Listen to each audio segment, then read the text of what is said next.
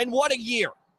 What a year this has been for the Tampa Bay Buccaneers. No off season, doesn't matter. 400 missed reps, doesn't matter. New players, new system, doesn't matter. Adversity all over the place, pandemic, doesn't matter. 7-5, doesn't matter. National media against them, doesn't matter. Injuries, doesn't matter. 31-9 over the Kansas City Chiefs.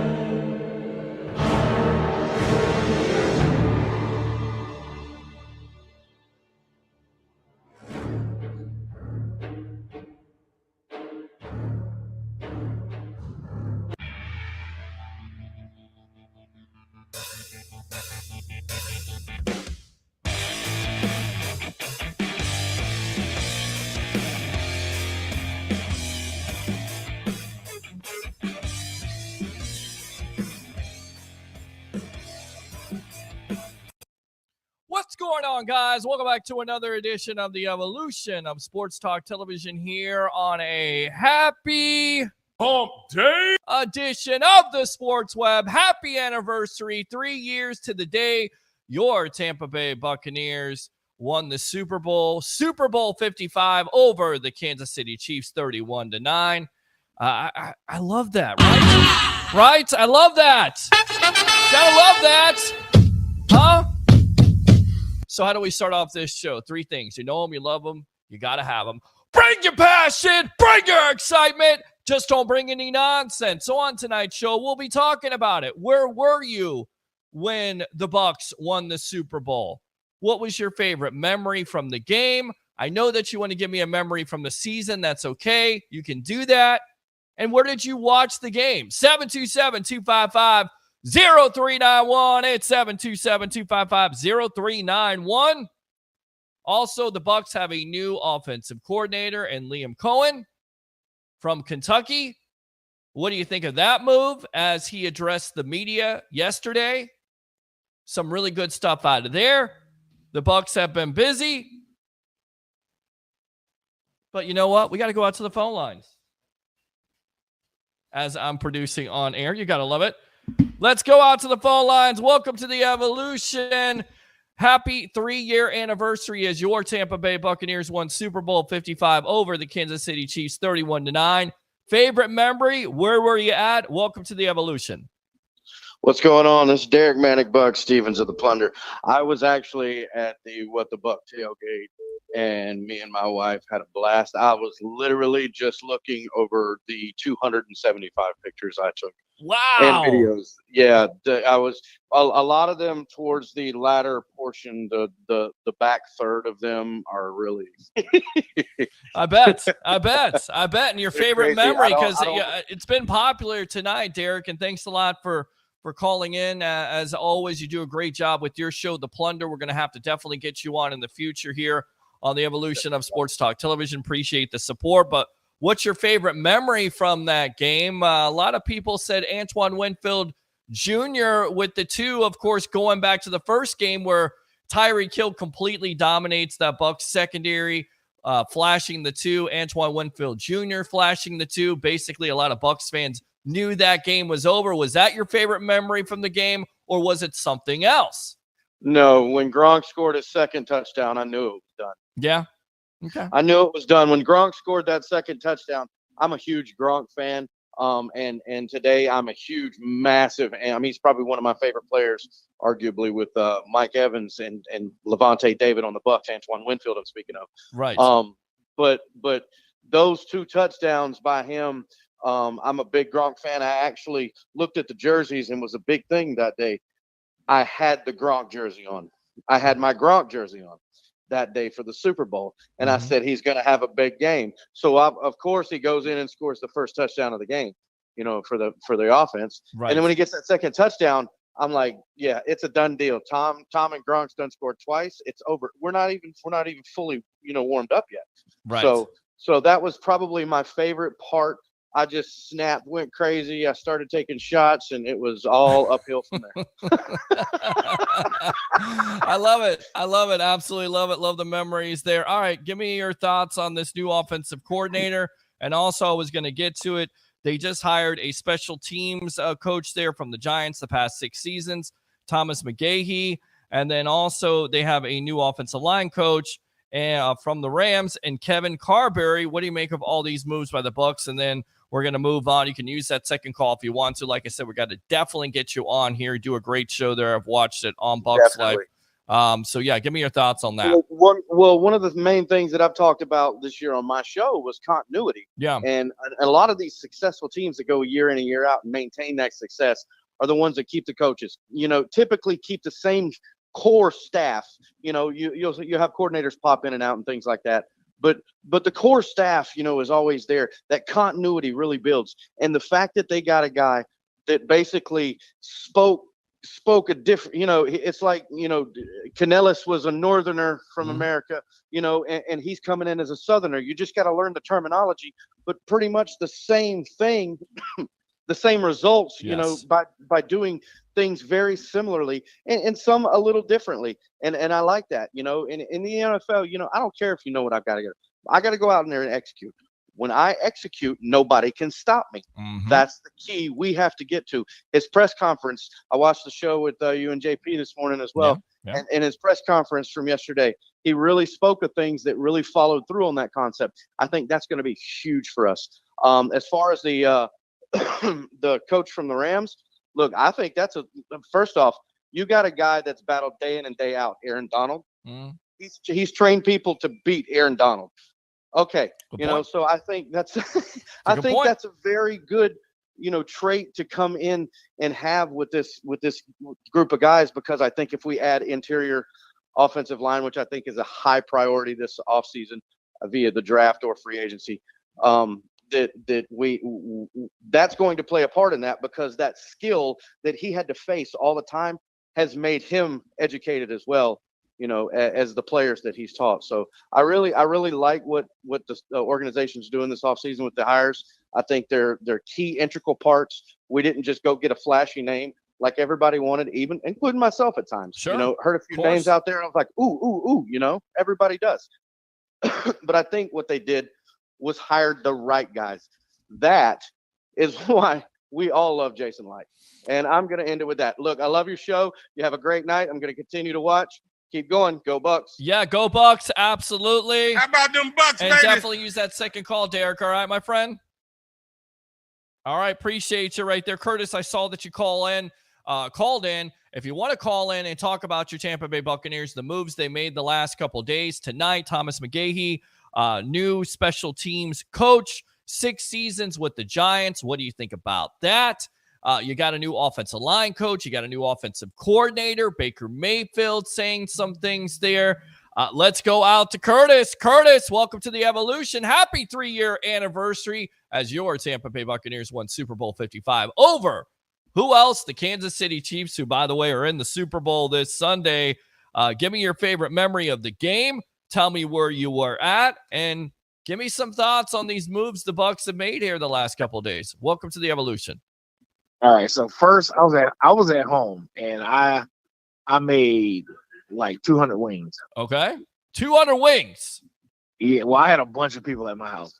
You should have. If I wasn't doing duty there at the Deck Bar and Grill in Isla, you already know you could have been there. Yes. Yeah, we had a 75-inch TV in the front room, and we were probably the loudest house on the street.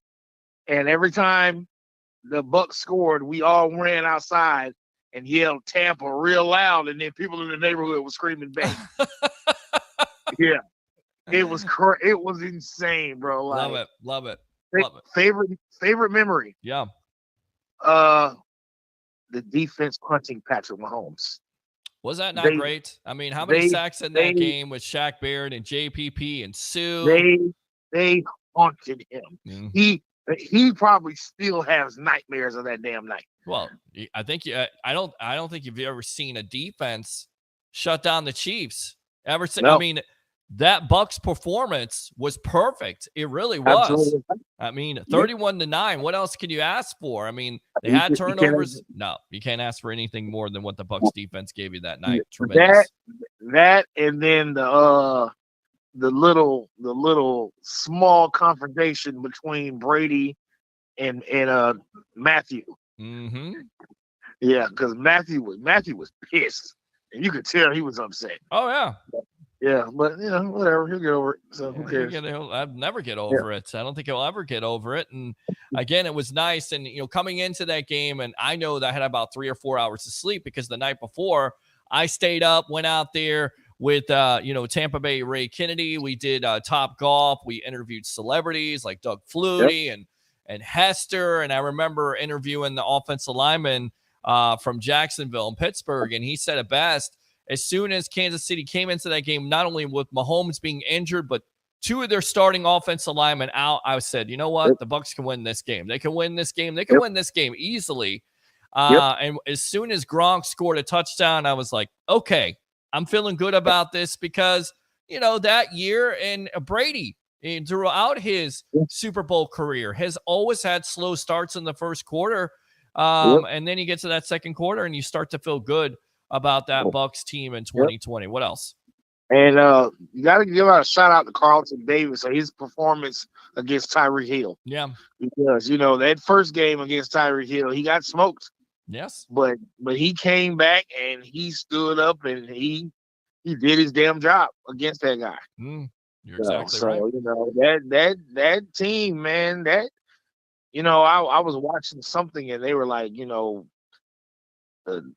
I guess the Bucs, that Bucs Super Bowl team wasn't in like the top 50 or somebody's whatever. And I'm like, no, I don't know. That team could have been a dangerous team across the board in any generation. Sure. Literally. Absolutely. So, bonus. I got something bonus for you though. Okay, bonus. Give me a bonus.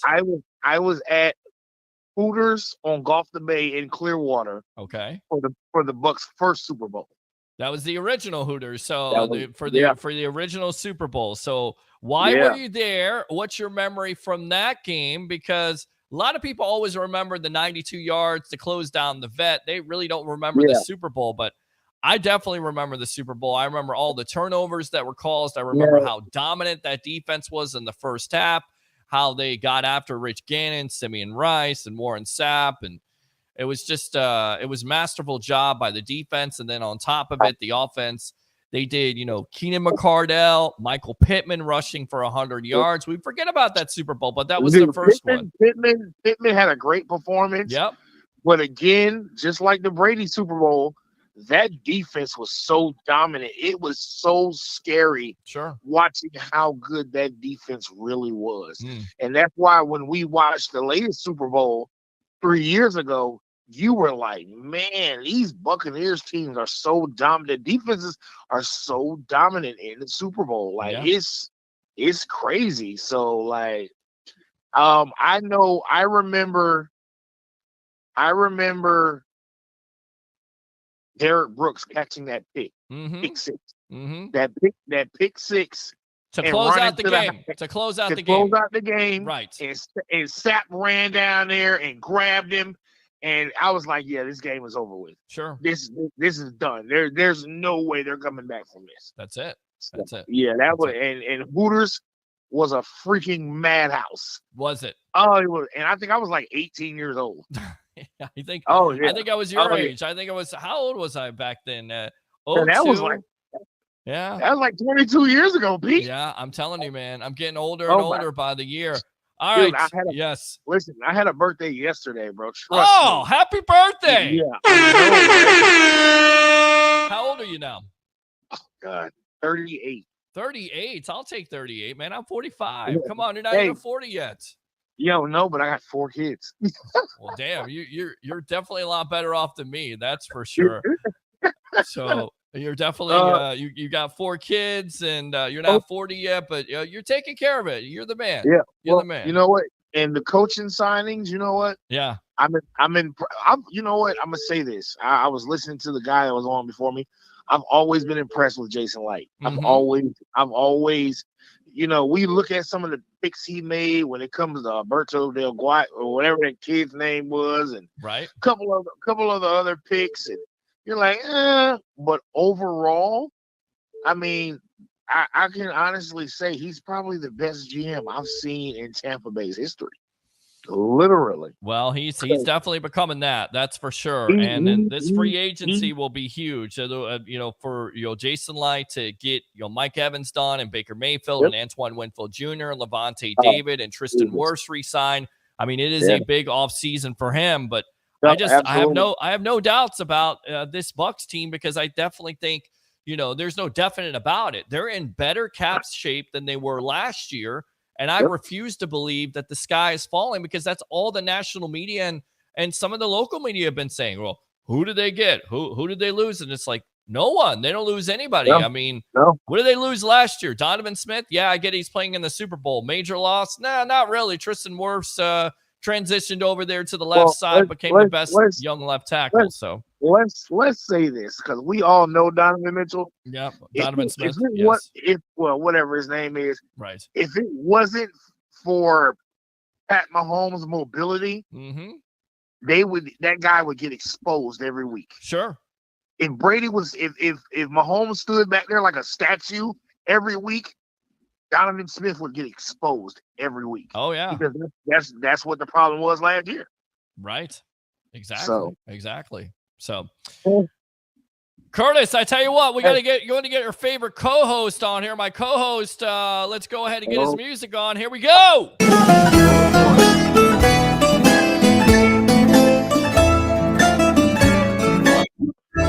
My co-host right there, handicapper extraordinaire of the sports web, Mr. Harry the Greek. Welcome to the evolution of Sports Talk Television. Happy 3-year anniversary of the Tampa Bay Buccaneers defeating the Kansas City Chiefs 31-9 in Super Bowl 55. We got one of our favorite webs on here.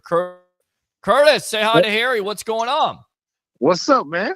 What's up, Curtis? How you doing? I'm chilling like a villain, man. Oh, that's a good thing. The villain part of it sounds really good. Oh, dude, I have to be the villain, okay? Everybody hates the villain. It's like, everybody hates the bad guy, Everybody hates the bad guy. That's what it is. That's what it's all about.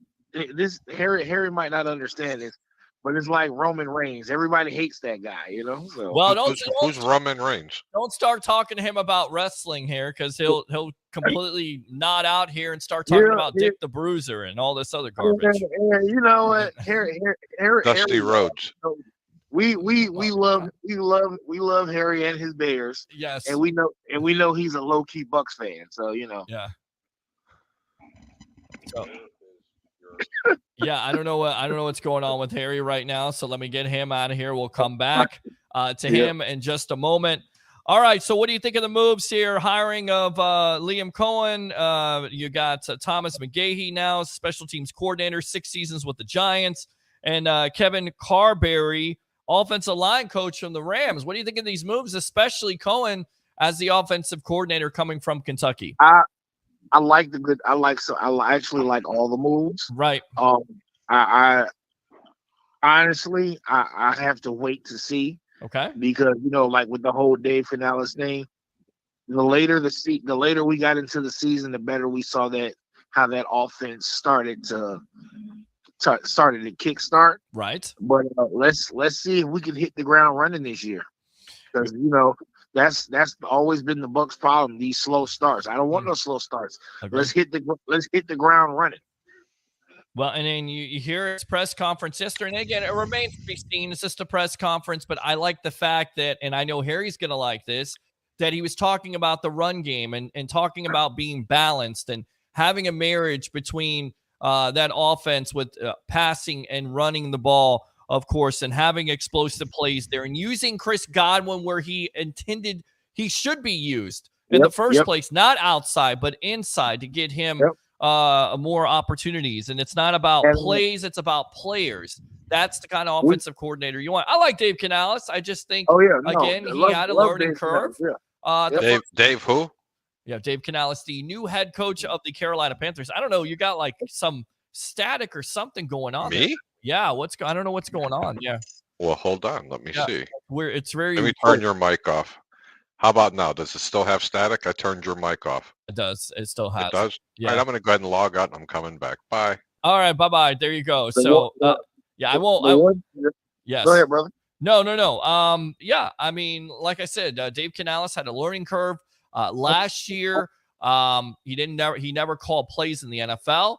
This guy has called it, and he's still relatively young, 38 years old. In fact, he's younger than Canales. And the fact of the matter is that he has worked with Baker Mayfield. I think that's a plus because we continue to talk about, what are the important factors to keep Baker Mayfield. And I believe, and you're gonna see some of these stories here come out today. I don't know if you saw this, but we'll get to it.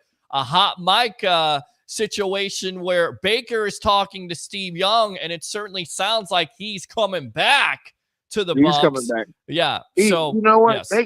Baker doesn't want to be anywhere else. Right. He doesn't. But the point is that this offensive coordinator has worked with him in the past, and we always continue to talk about why is Baker not as successful as he needs to be, because he doesn't have that continuity or that consistency. He's worked with so many head coaches and so many systems. And in this case, you're really not going to have to change an offensive system over maybe some terminology, but it's going to be the basic system because it's from the Sean McVay coaching tree. So I think I'm excited about that. Absolutely. I'm gonna tell you one other thing I was really excited about at the end of the season. And a lot of people really didn't talk about it, was the emergence of Rashard White. Mm-hmm. When we first lost Fournette, I was kind of cautious about the running game. But the emergence of Rashard White this year, that kid, man, he showed me a lot. And you know what? He can be my number one running back. No problem. Yeah. He runs in between the tackles, and he showed us plenty of times if he catches that ball out the backfield, he can be very dangerous. Yep, you're exactly right. And they also talked about that yesterday. Not a player that can put his foot in the ground and make a cut on the run game, but also be involved in the passing game. Curtis, thanks a lot for the call here on the Evolution. Use that second call because we got turnbuckle talk tonight with Ralph Williams. Yes, turnbuckle talk, talking about The Rock versus Roman Reigns. Big press conference going on in Las Vegas, but we could all be so excited. Getting worked right now. Is the audio any better? The audio is a lot better, my friend. Yeah, it's a lot better, Eric. It's so weird. Sounds a lot better. Thank you very much. All right, Curtis. Roman Reigns. Appreciate you. You shut up, Gary, and be quiet and shut up. This guy sucks. We'll have that about 10:20, 10:30. I think we're going to have about 10:20 tonight because... Are the Mancini brothers going to be on? Mancini brothers will be on. Mancini can only be on until 10:50, so I may be getting out of here early tonight. We shall see, but where do we start here, Harry the Greek, professional handicapper extraordinaire of the sports web? I know that you had a good time last night at USF. Oh, it was a really good time, man. What a game that was. I'll tell you what, to win 8 games in a row, I'd be down double digits. Go ahead. Well, let me just say this. Congratulations to this man right here, because I'm going to go ahead and put him full screen. He deserves his flowers. He's a great co-host. Of course, your Greek guy is calling in. Roger, hold the line. Hi, Roger. I'm giving this man his flowers right now. My flowers. I don't need flowers. I had a good time. Thanks to Leo and Pete. I was credentialed. I was for USF. Yes. First time credentialed. That is a big deal. And you deserve it. Hard work pays off. Yes. It was a lot of fun. It was a lot of fun. I got home. I was seeing double because it was so late, but it was worth it. See, all right, Roger. What do you think here? What's your memory of the Bucs? Or you're not going to even talk about the Bucs, are you? They won. Okay, that's your biggest memory from 3 years ago that they won. Yeah, I don't remember what I had for breakfast. You all remember 3 years ago? Where were you watching? Why do I even ask? Why even bother at this point? I was watching the game at home on my TV. Yes. You were watching it on your TV. Okay, great. Yes, I was. Okay. Yes, he was. Great, Roger. Great. What else? So, Greek, what do you think is going to go on with the Bears? Are they keeping Fields? They getting Caleb Williams? What's going on, bro? That's a great question. I'll tell you what. I have no idea. I'll tell you what. Sure. It looks like that, in my opinion, they might be trading that pick. To Washington. It doesn't with Washington, and it doesn't necessarily mean that they're still going to keep Fields. Mm-hmm. So, in my opinion, it's not safe until they're out of the first round. Let's just put it that way, and whether or not they're going to keep Fields. If someone comes up and offers them a first-round pick, Justin Fields is good as gone. And there is rumors and talk that the Pittsburgh Steelers are willing to give up their first-round pick for Justin Fields. Jeez. And the Bears still move out of that number 1 pick and don't take Caleb Williams and can still pick up either a Drake May or a Jaden Daniels, believe it or not, is what I'm hearing. There's rumors out of Chicago. Mm-hmm. That's a possibility, picking them up at 3 and 4 and still picking up a plethora of picks. So what's going to happen? I don't know. I think you're an instant winner if you keep Justin Fields right now and you just trade the pick away. Couple of times, you gather a whole bunch of picks, and you set yourself up for the next 8 to 10 years. Hope that helps. Well, and I think that's certainly possible because Cliff Kingsbury is the new coach there, new offensive coordinator. That doesn't necessarily mean that he's going there. Chicago doesn't. Chicago. Let me tell you something. Chicago's not going to get as much as you think he's going to get. Washington's going to have to wow them. Okay, when you're moving up 1 spot, you're typically going to give up 1 pick. Chicago's going to want a player, 2 first-round picks, a second-round pick. Washington's not going to do that. So don't be surprised that it's not Washington that moves up to the 1 spot if Chicago trades it. They could drop down to 3 or even 4. Right. Those teams need a quarterback as well. And if they drop back even further, you're talking about multiple first-round picks. So Chicago, if they're going to keep Fields, don't be too sure that Washington's going to be the team that's moving up to get him because they don't have enough to get that first pick. Okay. All right. So Greek, one last question on Chicago. Yeah. What do you think of Luke Getsy getting the OC job for the Raiders? Who? Yeah, Luke Getsy, offensive coordinator for the Raiders. You like that move by the Raiders? Listen, man. Now that might tell me because the Raiders have been seriously interested and rumored to get Justin Fields. You know what? Oh my God. Hey, that could be the tie match you made in heaven to go. For Justin Fields to go to the Raiders, just like they're talking about Caleb Williams going to Washington because of Cliff Kingsbury. Yeah. Yep. All right, Roger, we got to run. Appreciate the call. Let me go out to this guy right here. Yes, thanks for the questions, Roger. Here we go. That's my boy.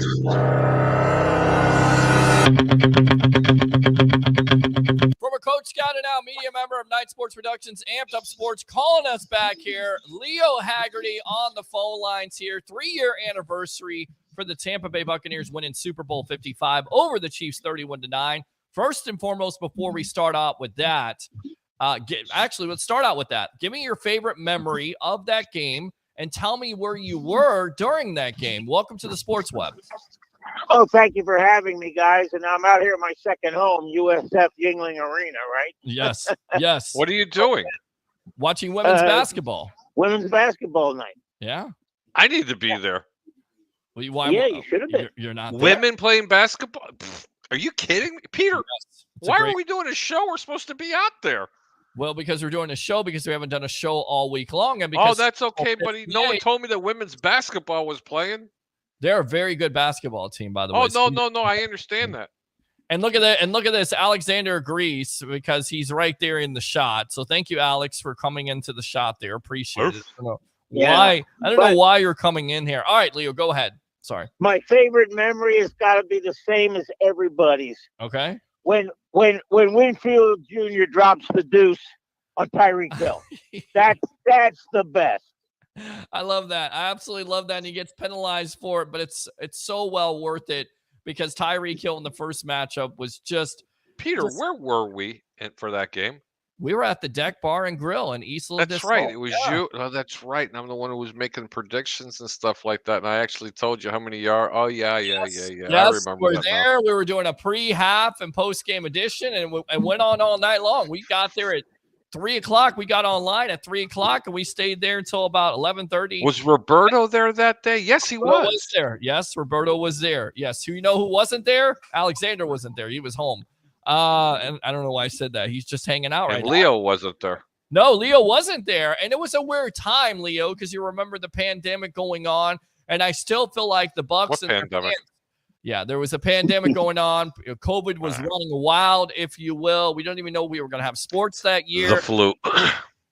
Well, whatever the hell it was scary at the time. We didn't have sports, and I still feel like at any normal year, Bucs fans would have went just absolutely out of their mind. It was kind of curtailed. It kind of picked up. Even when the Bucs were 7-5, there was still doubt. You told me, Harry, bet the farm, and I should have bet the farm on the Bucs, as I believe that year they were going to win the Super Bowl. I said Super Bowl or bust. I didn't do it. I lost out on money. With that being said, where did you watch it again, Leo? At home. At like home. Everybody else. Yep. We couldn't get they wouldn't let media in. Oh. It was nuts. Yep. It was literally, and here's the worst part. Yes. The NFL could not mandate its players to get the COVID shot, but they mandated the media. They told the media, if you don't get a COVID shot, you cannot attend anything. I'm going, wait a second. You can't even control your players. Why are you taking it out on us? Oh, yeah. Great. That was the other thing you were Some of the players were out there having sabbaticals in dark rooms and drinking tea. I think I remember one.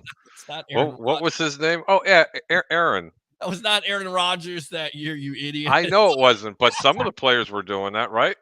I don't think they were doing that. And I think one Kirk Cousins is like, it's a flu shot. I don't do flu shots. Yeah, exactly. So, yeah, crazy time. There's so many crazy stories there. I just wanted to definitely share that. Leo, I know you got to run here because you're covering women's basketball for USF, so we appreciate the time. What do you think of this move? Leo, if I knew you were there, I would have been there. Well, and we both would have been there. But women's basketball, I got to check that out. Yes, we will definitely do that, my friend. Jose Fernandez does a great job as a coach there also. With that being said, Liam Coen now the new offensive coordinator of the Tampa Bay Buccaneers. What do you make of this move? It tells me that the Buccaneers are going to find a way to keep Baker Mayfield. Right. Because why would you bring in the offensive coordinator that he was comfortable with out in Los Angeles before he came here? Yeah. So that tells me they're going to re-sign him. What, for the whole 3 games he played? Yeah, pretty much. Oh, 3 or 5. I don't think it was even that many. But yeah, you're right. He doesn't have to learn a new language. Thank God. He just has to go back and get babble and pick up where he left off with Liam. Yeah, I want to read this here. The marriage of the run and the pass is what we're striving for, says Coen.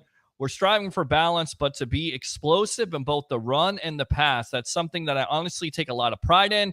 I learned a lot from Rams coach Sean McVay in terms of the run game. When I first got to LA, we understood and tried to study defenses more than we tried to study ourselves. How to understand gap integrity, fits, fallbacks, and things of that nature to try to be able to dissect the defense. How can we also run into better pictures? So, what do you all say that though, Leo? Honestly, well, isn't that typical genre? Yes and no, Harry, but you're catching on. Here's the thing. When you're picking up and looking at film, there's 2 things you got to find out when they're in a specific defense. Who's the force guy? Who's the fill guy? Mm-hmm. And that's the 2 things you're looking at when you're looking at the run game. Who's the guy that's going to force? Who's the guy that's going to fill? Yeah, you're exactly right. It goes on to say this. Now we're talking about, well, can we put a little more on the guys? Can we put a little bit more on the quarterback, the center, some of those things to be able to change the play, get us into really advantageous, Leo word, looks so that we run into better numbers and cleaner looks. That's something that I think these guys are eager for. Just talking to some of them right now, they're eager for more. It's something that our philosophy as well. Now, they also hire a special teams coach from the Giants, 6 years, and also the offensive line coach and Kevin Carberry. But it always goes back to, it's not just the coaching. The reason why you hired Coen in the first place is because he is familiar with Baker Mayfield. So, Harry, I'm going to ask you, and I'm going to go out to Leo. Over under Baker Mayfield percentage he re-signs with the Bucs right now What's the percentage he does re-sign with the Bucs, in your opinion? 25%, Peter. Wow, 25%, that low. Because there's and the reason why I'm saying that, it's merely because of a financial issue. I don't know if the Bucs are going to be able to afford him, because there are teams out there that are going to overpay for mediocre talent. He's not a world beater. He's a good quarterback. I mean, their teams have a propensity of doing these type of things because out of desperation, and that's what I fear. But Leo's probably right. You know, he was comfortable with this offensive coordinator. I don't like reading tea leaves like that. I never have. Just like the Cliff Kingsbury thing doesn't mean that Caleb Williams is going to go to Washington. I say 25%. I mean, because of the fact of the amount of money that I think he's going to command. That's just my opinion, though. All right, I want to read these comments from Coen, and then I'll get out to you, Leo. And this is what he has to say. I want him to be here. It's probably more want than no. He's obviously a reason that I'm here. That's real, but at the end of the day, there's going to be collaborative. Hopefully, I think he wants to be here, but we know it's a long way to go. It's a long way to go. I want him to be here. I think he wants to be here. He wants to work with me and do this with Todd Bowles and the organization. He has nothing but great things to say about this place. So hopefully that can get done. I wonder how many times. Wait a minute. Can I change my percentage? Yeah, go ahead. 30. 30%? Okay. Yeah. Leo, percentage that Baker Mayfield re-signs with the Tampa Bay Buccaneers. Go. It's a coin flip right now, Peter. Okay. I'll be honest with you. It's 50-50. And here's why. Baker Mayfield can take less money with Tampa and end up with more take-home money, because in Texas and in Florida, there's no state income tax. Here's the problem. Your agent gets 4% of your contract. That's going to be the problem. The agent wants the highest money. He could give a rat's you-know-what about whether you're going to have take-home more by taking less in a state that doesn't have income tax. So I'll tell you what, the Bucs got to be, this can't be, as Harry would understand, this can't be chasing Seabiscuit in the Preakness, because you're going to come around that pole on the far turn, and you're going to be so far out of sight, you're not going to be there. You got to be in the race. You got to at least give Baker a shot at coming back and saying, you know what, I can make this happen. I can make this work in Tampa. I can do it. I don't need as much money somewhere else. But you know what, guys? That's a tough road, because Harry, you're exactly right. They're going to bid him up, and they may just bid him out of the Bucs. Man, don't be surprised that teams like the Pittsburgh Steelers, the Raiders. I mean, there are teams right now that are willing. The Washington, whatever their name is this year, Commanders, football team, the Commanders. Right. I mean, these teams, Atlanta Falcons. I'm telling you, there's going to be a bidding war. I would doubt it would be the one Baker Mayfield, because Kingsbury's there as an offensive coordinator, and there is some type of rift between both of those parties a long while back, and I don't know if those fences have been mended. With that being said, I would say 100% chance, and that's just me saying. Well, I wouldn't expect anything less from you, Peter. It's a stone cold lock for me, and these comments right here, the hiring of Liam Coen tells me that, and this goes back to what Jenna Lane had to say at the Pro Bowl. Yeah, Jenna Lane of ESPN reported that the Bucs went to Baker Mayfield and asked him about Coen. And then on top of this, guys, here's another little tidbit. Hot mic today. This, according to Zach Blobner of WDAE 95.3, 620 AM. Yes. Baker Mayfield was on with Steve Young and Kay Adams. And you can hear Baker Mayfield say to Young, getting some Bucs pieces back, responds, yeah, to being in the right spot and settling in career-wise. And Young also says, that's where I started out my career. I continue to go back to Mayfield saying, we lost Dave Canales. Wait a minute. You're not a part of this team. You're a free agent. No, he is, because he's going to be re-signed. I think he will take a little bit less money. It may be in $30-35 million.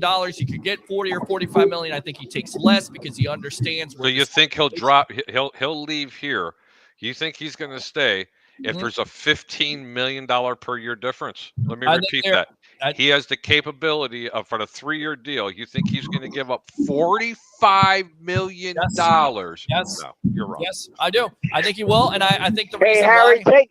Take the marijuana away from Peter because he's smoking the wrong stuff. Well, I'm Peter, going to tell he's you not guys. giving up. Peter, let me tell you, $5 million is as much as he can give up. Well, it's not going. If somebody offers him $40 million, he's going. He's not because the Bucs can't pay that. He's not taking it. I'm telling you right now, and I'll bet anybody $1,000. $1,000. Oh, easy. Easy. No. Easy. God. I will Harry, keep him off the ledge. $1,000. Harry, quickly. $1,000 that he's not going anywhere but the Tampa Bay Buccaneers. And you can take that bet all you want to. You can laugh at me, but at the end of the day, Baker Mayfield number 6 will be in pewter and red when the season starts in 2024. And again, I'm going to give you the reason why. Baker wants to be here. He loves the organization. I believe you. Here, okay, but you know what? Nonsense. Stop. No. I love it. We ain't doing that. No. We ain't doing that right now. No. See, listen. Here's how it goes. Let me help you out here for all you web heads that are out there and all the people that worship the ground that Peter Blake walks on. $1,000. Okay, listen to me. Yes. Stop with this nonsense about betting $1,000. If there's a $5 million difference in 3 years, yes, I think he gives them the hometown discount. But if you're talking about $15 million a year for 3 years for $45 million, I didn't say no, that. because I'm going to tell you right now, if I'm the Buccaneers, I'm going to look at this quarterback and go, dude, you're crazy. Listen to me. I did not say that. I said he'll get $30 to $35 million a year. And if a team, let's just say the Buccaneers offer him $35 a year, Pete, and the Pittsburgh Steelers offer him $50 million a year. Do you honestly think that he's going? Okay, there's something wrong with you, man. Because he doesn't want to start over, and that's what it's about. And on top of it, start over. He's got 45 million reasons to start over. Start over, Pete. He's gonna go to work for probably one of the best head coaches of our era. Okay, a team that is just as good as the one that's sitting here in Tampa, and possibly even a better defense. Bucs. Really? Yeah, why not? Yeah, sure. They don't have a quarterback. Well, they would with Baker. Peter, you even have to learn a whole new system. Peter, when's the last time the Steelers finished under 500? Guys, never under Mike Tomlin. But when's the last time? Listen. There's never been a time where the Steelers have spent $40 to $45 million on a quarterback. So that's not happening. If there's a team out there. I understand that. You know what else is not happening? If the man's offered $15 million a year more than what the Bucs are offering, and the Bucs don't come up and get close to it, he ain't coming here. That's the reality. You can be a fan all you want. It's not about being a fan. If you wish in one hand and have shit in the other, what do you got? Nothing. Well, okay, then tell me. Okay. So you're talking about being a fan. How confident were you in Jason Light after the Super Bowl re-signing all his free agents? Oh my God, it was the most impressive thing. There wasn't $35 million on the table then. But he could move things around. But Peter, here's what's going to happen. The Bucs are going to offer him a contract. Mm-hmm. Some other team is going to come back and offer him, let's say, $10 million more. Baker's agent is going to go to the Bucs and says, Baker wants me to come here. You got to kick your offer up $5 million more. Do the Bucs do it? They may do that with the $5 million. I think the Bucs would do that, honestly. But here's what I think is going to happen. The Bucs are not going to make an offer to Baker Mayfield. They're going to let him test free agency, and then they're going to see if they can match. That's what good organizations do. And that's the reason why they're not going to do it, because the parameters of the contract, if they get Evans and Baker signed, they avoid all that dead money. So the sooner they get Mayfield and Evans signed, which, by the way, both of those parties have been interested in coming back to Tampa Bay and playing together, and Baker understands that, look, this organization has allowed me to be who I want to be, money or not, I'm still going to get paid a good chunk of change. I'm still going to get a chance to play with Evans, and on top of it, I'm going to be able to help the Tampa Bay Buccaneers out with the flexibility wise. The sooner they get this deal done, the sooner they avoid all that dead money. You know what? During a close in a negotiation, a good salesman knows, thou who speaketh first loseth. So that means if they turn around and make the offer to him first, they're setting themselves up for failure. The best thing for the Buccaneers to do is to let him test the market and then come that way. Take the dead money. Hey, and you know what? There's a gentleman in the back room. I'd love to hear what he's got to say. Oh, I know what he's going to say. He's going to say, who would you like, Baker or Mike Evans? And then I don't want to have a choice. I want both of them. Let's go out to Tampa Bay. Ray Kennedy here, best of the Bay with Leo Haggerty on the line. Tampa Bay, Ray, what do you make of this? What's your percentage of Baker Mayfield re-signing with the Bucs? Welcome to the evolution. Well, thank you, fellas. Great show. You know what? I'd say Baker Mayfield re-signing here, I'm thinking like at 65%. And the only reason why I leave 35 open is because Harry's right, or Leo could be right. There's another team out there. I'm afraid, like of an Atlanta Falcons and Raheem Morris, they would drive that price up just to see Jason Light have to lock more money up in the quarterback position because as a divisional opponent. And at the same time, if they got Baker with Kyle Pitts and with Drake London and with a Bijan Robinson, it's like, well, that would actually work there. So, I mean, you're going to have teams. I think Atlanta will probably definitely be one of those teams because Kyle Ritter, or the ship has sailed on Ritter. But I think 65%, I'm pretty solid about that. Okay, 65%. So there you go. That's where Tampa Bay Ray is at with that. And again, the hot mic take, which again, the mic was on. Baker had no idea. He's talking about going back to the Bucs, needing a couple pieces. He keeps on saying we, but hey, let's throw it out there. Money. But then again, hold on. That at least Ray's analogy with his percentage is a little bit more feasible and realistic than one Mr. Peter Blake. Well, I mean, you can say whatever you want to, but I would suggest, guys, that a lot of you would say, well, it wasn't going to happen with the Bucs re-signing all their free agents after the Super Bowl. Again, why do we look so tiny? This guy, I have no idea. Well, because we got Leo's thing right there. Take Leo's off. Right. Whoa. Wait.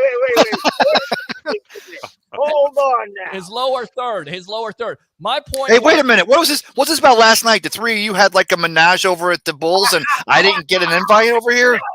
You had to work. You had to work. Actually, last night I was off, but we went over to Harlan's High, where Osceola Warriors were playing in the first round district playoffs against the Harlan's High Royals. They did lose that game, but that was pretty good basketball. But I think the men's USF Bulls, and we were this year a couple of years ago, Leo, and we were basically begging people to come out for these games. And now I think that I don't want to put it on a program and Alex Golesh, but I think that we're starting to see all of the programs are going to start vibing off of the field, that they're getting with better recruits, better, we've always had a great student body. It's one of the best learning institutions in the state of Florida, but now we're going to start seeing across all of our sports, and the USF Bulls are just going to become another member of Tampa Bay. Let's just stay on point here. Let me go back to what we were talking about with Baker Mayfield. Nobody thought they were going to re-sign their own free agents when they won the Super Bowl. They did. The second year they came back, nobody thought they were going to sign their own free agents. Guess what? They did. Nobody thought they were going to sign Levante David or Jamel Dean, and they did. So I'm not about to sit here and say, you know what? They're not going to do it. They've gotten these deals done. They know what they're doing over there. Am I eternally optimistic? Absolutely, because I believe in Jason Light and Mike Greenberg and that brain trust over there at $1. And furthermore, you can sit here and talk about all the money you want to that's being offered, but this comment right here says it all. Let's go out to Tulio. I agree that Baker's agent has some pull, but you knew who has more pull than that? Miss Mayfield. She's about to be a mama in April. Emily, yes. Let me get this straight, because Greg Allman. Hold on. Greg Allman of Fox Sports mentioned this, and this made lots of sense. So you mean to tell me that Baker Mayfield is going to uproot his eventual family in Tampa, which he's happy with, which, by the way, the wife is happy with, to go somewhere else for a couple, $5 to $10 million? Nah. Per year. Not 5 to 10 million spread out in 3. I don't buy it. I don't buy it. All right, well, here, Leo, it's just easier if you just agree with them. I'm not saying you have to agree with me. I mean, why do you make it like this? Like, you always make it like you're going to agree with them. You're going to agree. Yes, just agree with them. We'll move on. Wait. But no, Pete. He's going to get $60 friggin' million. Oh, so you can go full screen. He's going to get $60 friggin' million. They're going to offer him $60 friggin' million, and he's going to take it. You know why? Because money talks.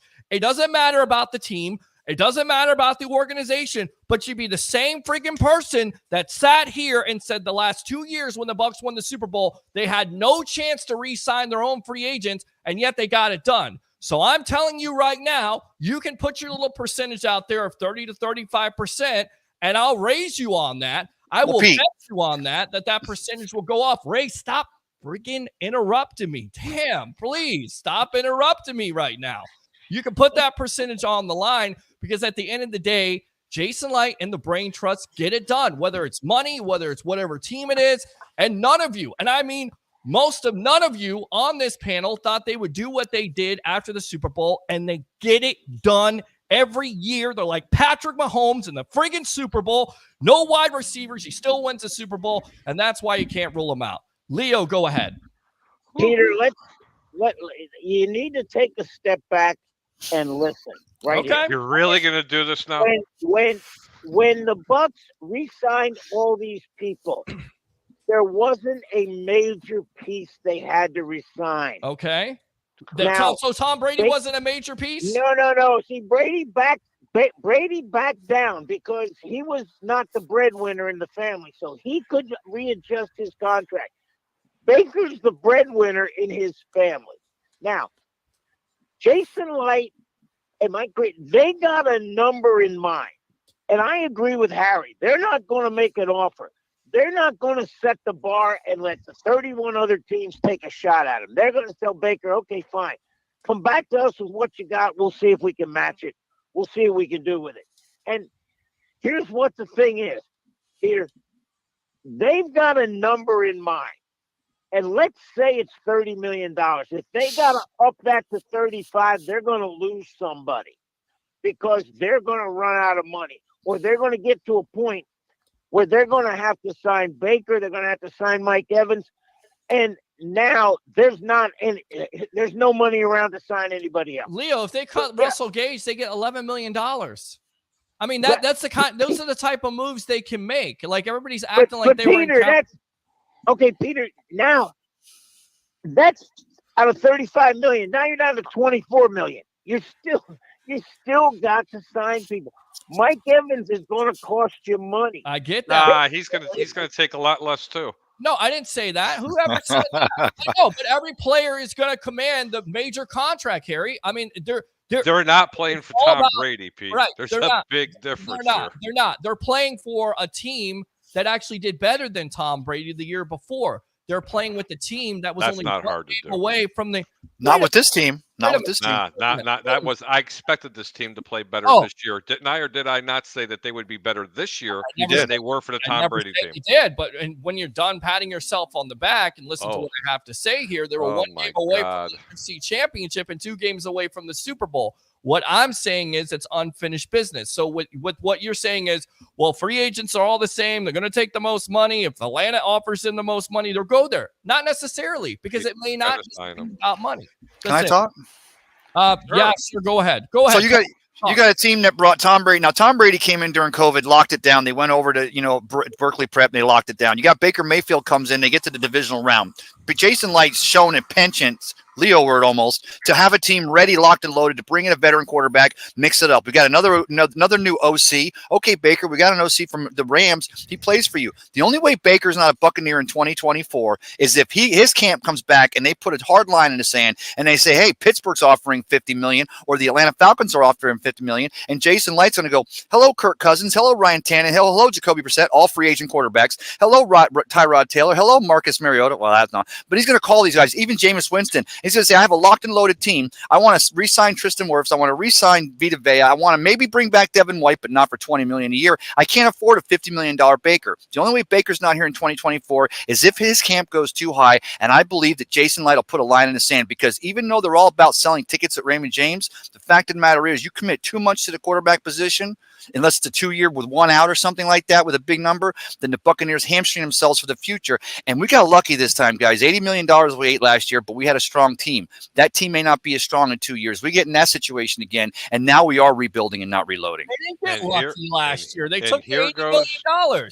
And they locked it. It was They great. did not get lucky. There's nothing lucky about it. It was skill. They signed the right players. That's what I'm saying. Jason Light, they know what they're doing over there. They didn't get lucky. They knew what they were doing.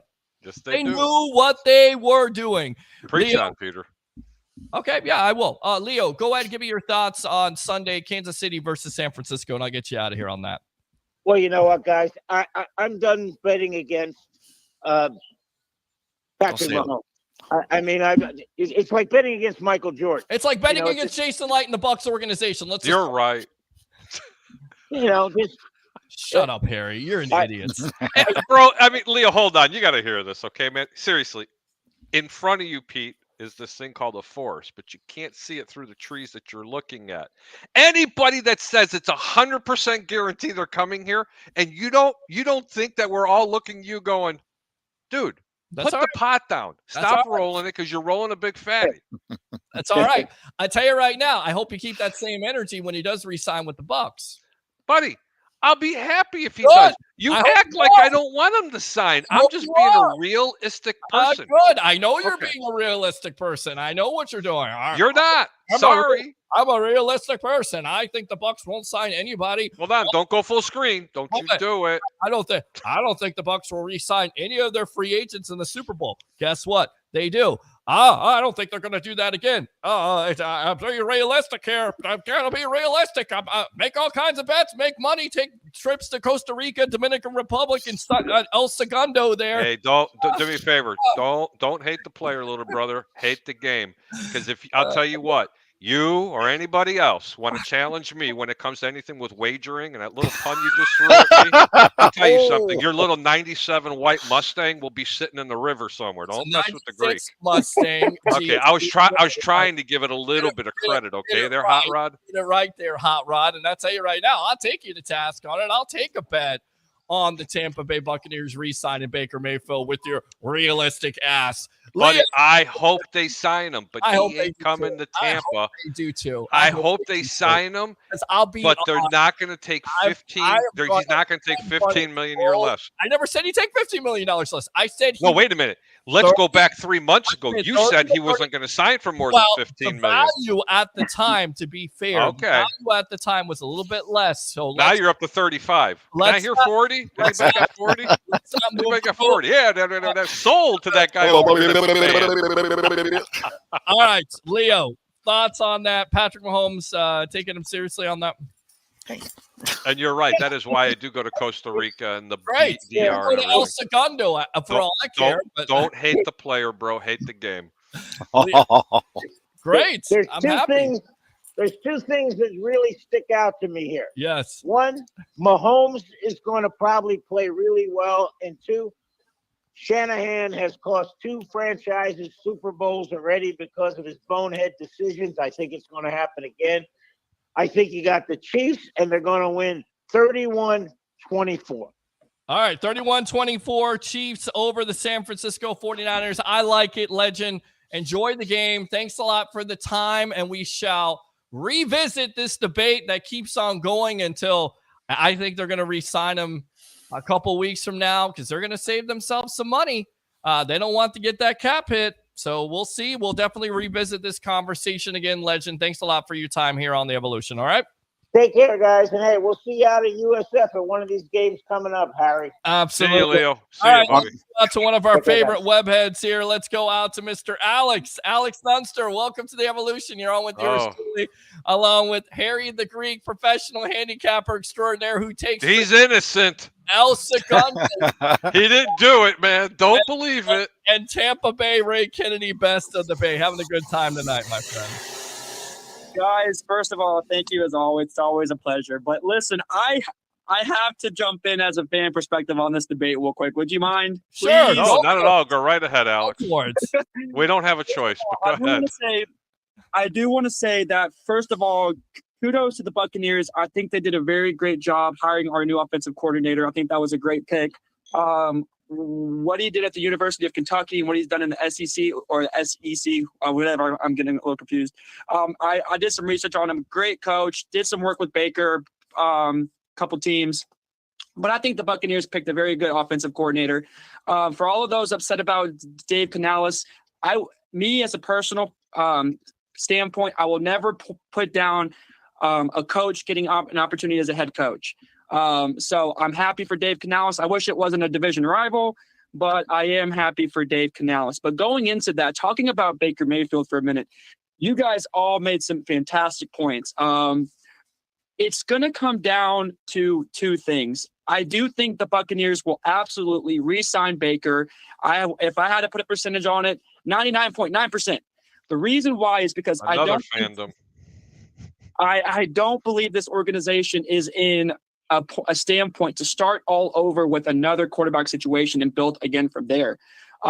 That's just where I stand on it. That's how I feel about it. I think, however, talking about your cap space situation, I do believe that the Bucs are going to lose a guy that's going to make a lot of fans really upset. Okay. Which guy is that, do you think, Alex? I do believe that the Bucs are going to start off by re-signing their top two. That's going to be Baker Mayfield and Mike Evans are going to get the first two contracts. I believe that's going to happen before free agency, just because, yes, I believe a little bit of what Harry was saying. I don't think Baker is worth $45-50 million. Yes, he had a great season. Yes, he had one good season. Granted, great job, Baker. Love you, bro. Came out, did everything you can. All of us never knew he could do. Fantastic. But I just don't put Baker at that value of $40 to $50 million yet. So I think Baker's going to stay around $35 million. And I think. Well, let me ask you this, Alex. That's a great comment. Thank you. I really appreciate you making those comments. But let me ask you this, okay, buddy? First off, let's just assume that the Buccaneers let Baker go out and test the market before they even make an offer, which they're supposed to do because that's good business. And let's just say hypothetically a team such as Pittsburgh, not saying they're going to, we're just throwing that out there as a random team. They offer him $50 million a year, 3 years. And the Bucs offer 35. Do you think he's signing in Pittsburgh or do you think he's signing in Tampa? I mean, to answer your question, if that was to ever come to play, absolutely, I agree with you. He could go to Pittsburgh in a heartbeat, but I just don't see him getting offered that. I mean, that's personally my opinion. I think his market, because there's 7 teams looking for quarterbacks, and there's always going to be that team that is going to overpay, just like the Giants did, just like the Washington when they were the Redskins did. Every team does it year in and year out. That's the problem. I want to see the Bucs keep Baker Mayfield. I think they'll have tremendous success with him. But you can't in your right mind think that this quarterback is going to take, $5 million a year? Maybe. Maybe. Okay. 10, 15 million a year? Zero chance. That's almost ridiculous. Ray's trying to show us something. Go ahead and bring us back there. What was that, Ray? What is that, Ray? Ray, you got to put your volume on. That's that. Sorry, fellas. So yeah, no, I was on Sports Track because I was talking about those free agents. Which, by the way, Gardner Minshew's a free agent. I wonder what that cat would ask for. But I actually, next to Baker Mayfield, they've got market value outcalculated up to today. And I hit that button. I'm like, let's see what the Sports Track puts the market value at Baker Mayfield.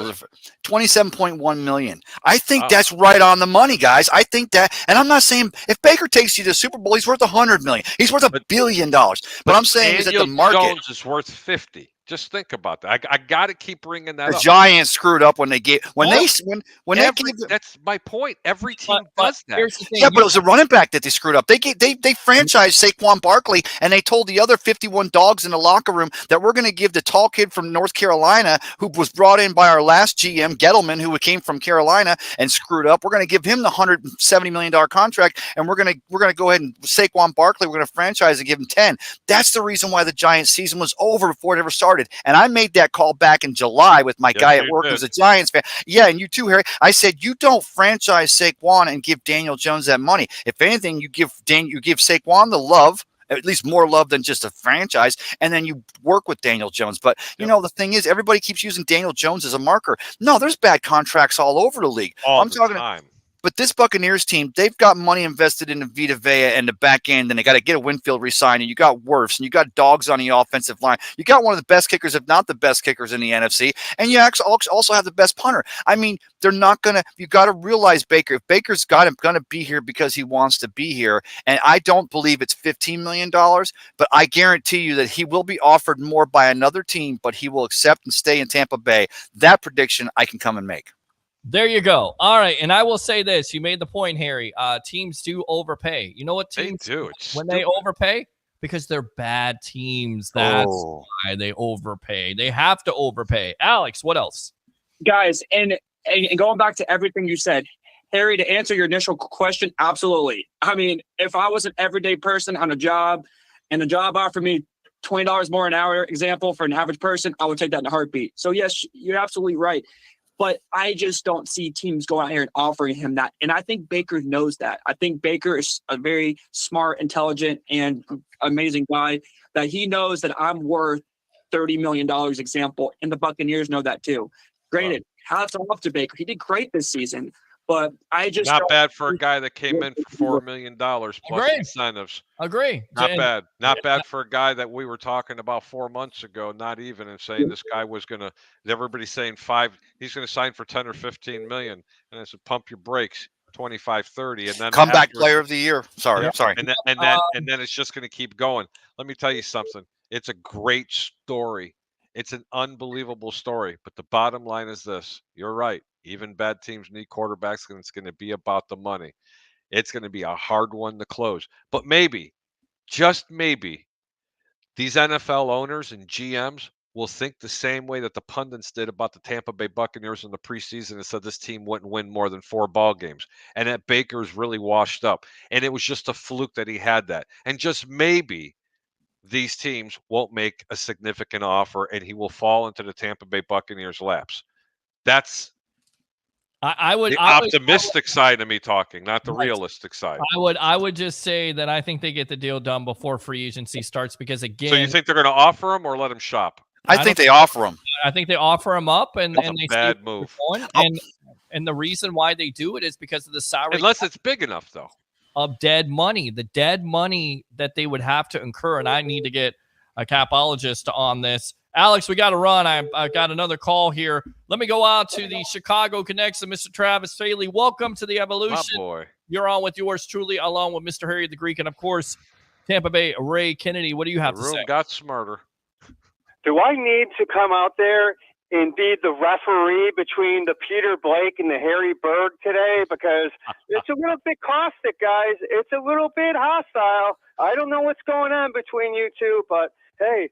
Nothing. It's good. It's good debate here. I've got to definitely. Harry's side is good. I don't know about your side because I've been listening, and I think I'm on Harry's side with this Chicago Connection situation. But you could definitely do that. I would just point to the history of it. Wait, let me see. That's 2 smart people. It's Mr. Travis and Mr. Leo. Yep. Okay. I love it. Here's my question for you guys, and this is just me showing my ignorance at this point. Do the Buccaneers have $60 million to spend on 2 players? No. They have $47 million right now as we speak, but they can definitely create more cap room if they do some restructures, namely, Ray mentioned this, Vita Vea. If they re-sign a Tristan Wirfs, that contract becomes valuable. You could cut Russell Gage, free up another $11 million. You could cut one of these corners, or you could restructure them. I mean, there's plenty of ways this Bucs team can make this happen. So that whole $47 million right now is a fluid situation. When you get to March, it may be a lot more. They're going to have more than that. Yes. When March comes around. Field a quality team if they want to try to make another playoff. Yeah, but it's going to take $60 million. It's going to take $60 million to pay Baker Mayfield and Mike Evans. It may take $60 million. Or again, you can structure a contract to where you get the bonus money up front, or you get the contract money up front and you throw it down the road, which is what they've done. and how to structure this kind of deal. The Greek is always right. Yeah, that's Roger Shue for you. I mean, but Roger, he's what, one, and how many that would say that? By the way, it was the Greek right when he said that the Bucs weren't going to re-sign all their players, because I can go back to that show if you like me to. I'd like to go back to some shows, Pete, where you were going, wait a minute. The Bucs are going to win 50-0, and they lose 37-3. I never said 50. I don't think I've ever said they win 50. It's an exaggeration. Low blow. Exaggerated. No, he started it, so I'm going to finish it. Him and his little El Segundo. That's usually when I'm on the phone. Yes. All right, go ahead, Travis. I'm sorry. You guys are still fighting with each other. I'm down there, baby. I'm at hockey. I feel like a marriage counselor. He's gone. Tampa Bay Ray, if you're a marriage counselor. No, man, we've had marriage counselors on here. How'd that work?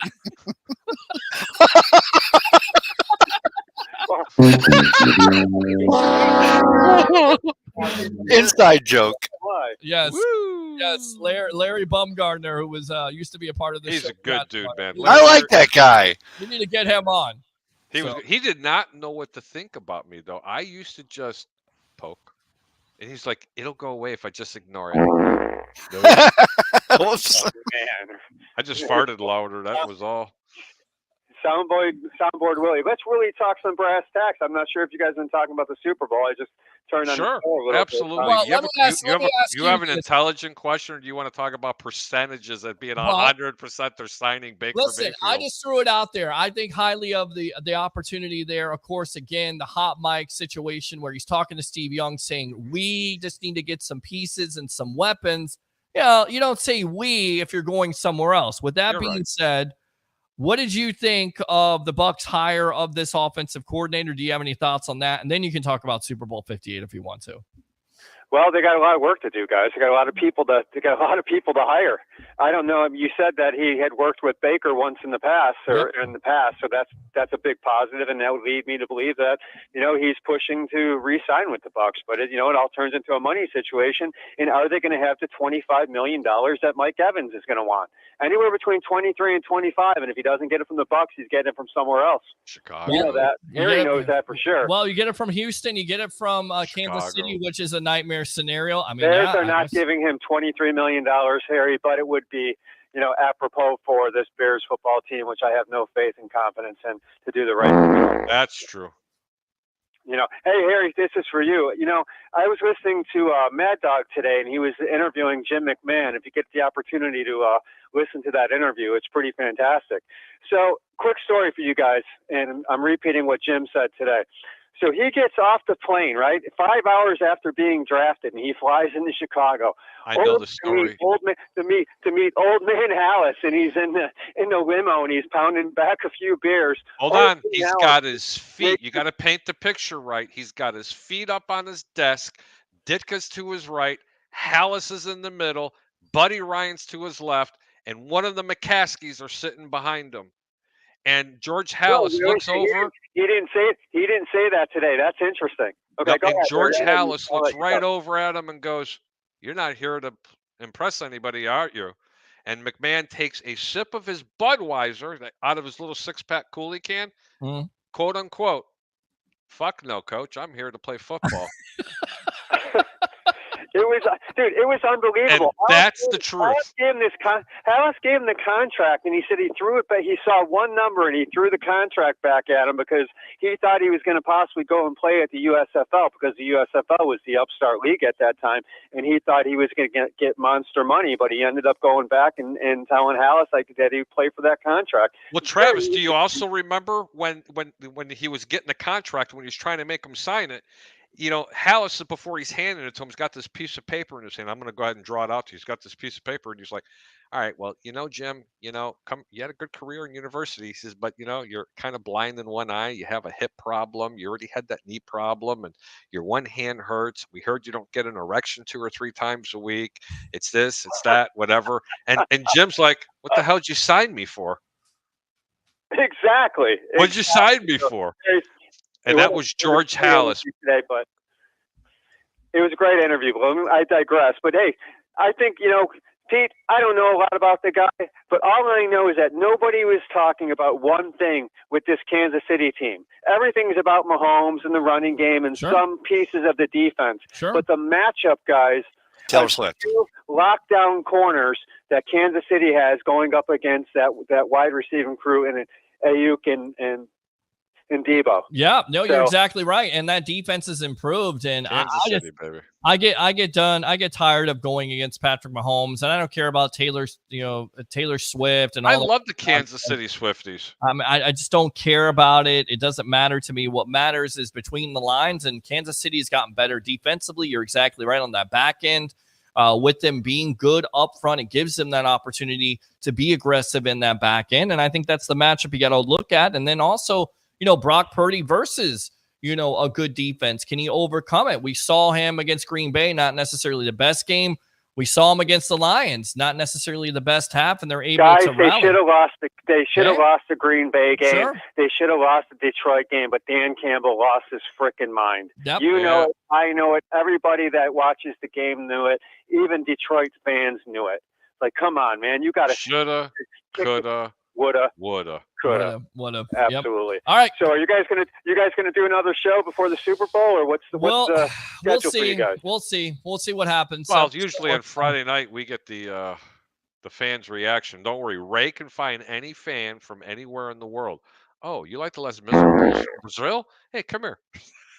Yeah, that's well, right. It's easy to have fans come out and talk in the microphone when you're standing out in front of the strip club on a regular basis, and you get those drunk fools coming out of there. Pretty easy to. There you go, Trav. Love you, baby. Love you, Trav. Easy peasy. Ray, you do a great job. I forgot you you haven't said anything in the last 5 minutes. Travis, you need to learn how to keep better company. You need to call me, okay? Was Travis over there at the Yingling Center last night? Was all four of you all credentialed over there watching the Bulls beat yeah. Charlotte? I guess we shouldn't tell you about the stakes we had at. Were you there? Was he? I was too busy working on my Pantera Lamb of God photos that I was credentialed for. Brother, they were beautiful shots. We had a really good time at Charlie's Steakhouse last night too. Peter, me, and Leo. And Leo. No, you didn't. Yeah, buddy. It was great. It was good. Charlie's Steakhouse? Yes. Yeah. I'm still getting a cold pack lunch over for the Bulls football. You don't understand, man. When you go out with the Greek, that's right. You go to what'd you call me? El Segundo? Yeah. Hey, you go to Del Taco, Mr. Ketchup eating. He's over them, but hey, El Segundo's not too bad. El Segundo. Hey, what the hell? Say hasta goodbye, boys. I'll talk to you later. Hey, Travis, love you, brother. Travis, nasty lumbagos. Pantera stuff. It's gonna be great. All right, guys. I'll talk to you later. And looking forward to Harry's over/under for the Super Bowl, man. If it's not, I'll give it to you right now because I'm getting off here literally in 1 minute. That's I don't know how to take that. What's his name? I got my wife tugging at my shirt, so take that any way you want. Listen, man, bet Kansas City on the money line and take the over. I never condone parlays. I always said straight wagers are the way you do. Shove your chips in the middle. Bet Kansas City on the money line and bet the over. All right. I love it. There you That's go. why Harry the Greek is Harry the Greek. Thanks, guys. Appreciate it. Appreciate you. There you go. Good stuff there from Travis. Another one that respects the fact that I go to the DRP. Man, I'm not saying I disrespect I send people to the DR with picks. Okay, well, send me to the DR with some picks. How about that? You gotta put up the Or shekels am I gonna Betting go $10 doesn't get you there. Oh, Easy cocaine cowboy. $10 my ass. I don't bet $10. You're an ass. 20. You shut up and be quiet. Go ahead and promote yourself so we can read these comments. Unless you want to stay around for a little. No. I gotta go. Talk. Before we start, you know what? If the Mancini brothers were both here, I'd hang out. I've already talked to Ralph. Tampa Bay Ray, it's really nice talking to you. Mr. Peter Blake, it's really good seeing you. As I always say, I'm Harry the Greek. Keep your bets low and your returns high. Don't listen to some of this nonsense because he sure as hell's bringing it tonight with 100%. 100%. Are you kidding me? No, Give me a break. I'll say 35%. 30%. I'm going to start calling you Al. A combination between Al and what was the other weirdo's name? What'd you have for dinner, guy? Rick. Oh God! Alan Rick. Don't you ever call me that again? I will kill you.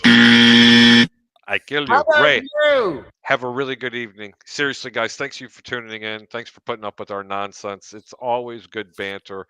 If it pissed you off, that's a great thing. We'll He talk did to his you guys job. later. He does. Take care, Greg. All right, good stuff, Harry. Thanks a lot for the time, as always, here on the Evolution. There he goes. I tell you what, shut up, Alexander. Let's go ahead and go out to the comments. As my dog, for some reason, check this out right here. Look at this. I see Alex. I see him. He Hey, was- Ruth, come here. Come here.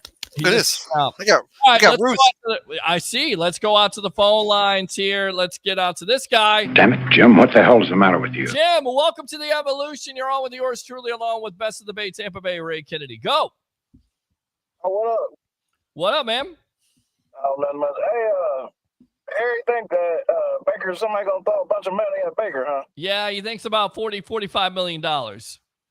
Yeah, I'm not seeing it. Yeah, what's your percentage that he re-signs with the Bucs? I give him 50%. Maybe somebody might throw him a little money, but I don't think he's going nowhere. Bullshit. Harry in the back room. Thank you very much. Appreciate you. He didn't leave yet? Yeah, he's all. Oh, he's still here? Oh, no, I'm still here now. Now I had to come back. Damn it, Jim, what the hell is the matter with you? It's better with me on top. Oh, geez. For me. Goodness gracious. Oh, God. Hey, Peter, what do I get for $10? Listen, In El Segundo, you go around the world. Anything you want. I've never bet $10 on anything. Everything? Idiot. Everything. We love you long time. We love you a long time. Facebook just kicked us off of 6 continents. Thanks, Harry. Meta. Y'all have a good day. Meta. Okay. Meta this. Later. You know, though, Pete, I want to, if you don't mind, and I want to, just before my battery, and I apologize, I should have charged it. I was fully charged, but the reason why I said that Baker signs first, and you agree with me, is because we all know that, and it goes back to the hot mic with Steve Young, and that is he wants to be here, and Emily and him are expecting that child this year. It's a special year, and I'm the guy's not going to walk away from 15 or 12 or 20 million. I mean, that's just big time, and Bucs fans know that offer is not out there. There are going to be good offers because there are some teams out there that realize that this 7th-year veteran is deserved to be the number 1 overall. He's done more than some other number 1 overalls in the last decade, that's for sure. So, but I think he re-signs here because the Bucs want him. He wants to be here, and if the Bucs do wait, Harry, for him to go out there and try to get another contract, and another team does offer him big bucks, then Baker loses face taking the contract to stay here. And at the end of the day, they don't want to be. All right. So, and I think here Ray is gone. So there goes Ray there with the battery. We'll come back here with Alexander in the background. Give me your favorite memory, Jim, of Super Bowl 55. Of course, 3-year anniversary after the Bucs dispose of the Kansas City Chiefs 31-9. Favorite memory of the game, and where were you when you were watching the game? I was with a bunch of friends. I went to a Super Bowl party. It was one of my friends' birthday, so they said they were gonna go bowling and then go to have a Super Bowl party at his house. So I said I'll go, and of course everybody was ragging on the Buccaneers because ain't nobody else a Buccaneers fan. That's it. I think they got and you had the last laugh, right? Oh yeah, I was in there rolling. Yeah, I had on my Buccaneer gear. I already knew. I already knew we was champs. All right. We need to Ndamukong Suh back. I got me an Ndamukong Suh jersey. There you go. Exactly. Good stuff, Jim. All right, give me your thoughts on the offensive coordinator they hired this week. You happy with that? Are you happy with all the moves they've made this week so far? Yeah, I think they got that offensive coordinator so we can keep Baker in the house. So that's it. There you go.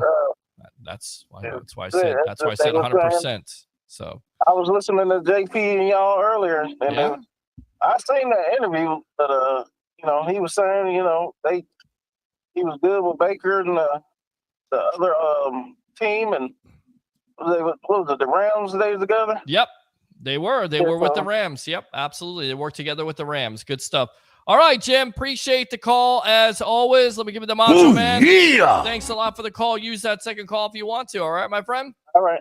All right, good stuff there. Damn it, Jim. I love that. Damn it, Jim, what the hell is the matter with you? All right, let's go on to the comments because I didn't get a chance to read a lot of them. Roger says first, okay, and then we'll get out to turnbuckle talk. Lots of things going on in the wrestling world right now. It looks to be set that it's going to be Roman Reigns versus The Rock. How did that work out? How does it work out? Zach Mitchell there on I Love St. Pete. Prayers go out to Mikhail Sergachev. Appears to break his leg in tonight's game versus the Rangers. That would be so disappointing. So prayers out to him. Hey, Pete and Webheads. Christopher Cole says, happy 3-year anniversary of our second Super Bowl. Let's go. Bucs finally hired their special teams coordinator today. They did. Good stuff there. Roger said, who cares? You do. You're watching. Who cares about that? It was 3 years ago. We do. We care about it on this show, Roger Shue. And if you don't care about it, you want me to talk about something else, YouTube Super Chats are open. If you donate to the calls, I'll talk about what you want to talk about. Facebook stars are also out there. Not my Tampa Bay Buccaneers. Go Bears. KR. Evening, guys. What's going on, KR? Happy Super Bowl anniversary. All good hires for the coaches, but a question mark on special teams coach. I heard mixed opinions on him. I have heard the same. Roger Shue says Dynamite is on. Let's hurry this up. Tulio. Looks like the Bucs checked all the boxes when it came to Coen being hired. Absolutely. When was your Bears Super Bowl, Roger? Yes, 1985. Jerry says Coen was a smart hire that can continue to use the same system, but a few different terms here and there. He wants to get the ball to playmakers' hands, and he has a solid plan and can't wait to see how it works out. Great comment. Oh, yeah. Jerry, thanks a lot for tuning into the Evolution. I think it's your first time, so don't be a stranger. Use the phone lines. They were also open. Questions for the night. What do you think about the Bucs hires on as an offensive coordinator, of course, Liam Coen, offensive line coach, special teams? What do you think of those hires? What's your favorite memory from Super Bowl 55? Is the 3-year anniversary? And where were you watching the game at the time? 727-255-0391. It's 727-255-0391. 1985 was how many years ago? Laugh out loud. Ralph, thank you. I'll be there at 10:20. You will be. We're waiting for Mark. As soon as Mark gets in here, Ralph, we will go. Our running game is going to be physical style. Ralph says Luke Getsy, former Pittsburgh quarterback, also former offensive coordinator of the Bears. So the Raiders go from Cliff Kingsbury to Luke Getsy.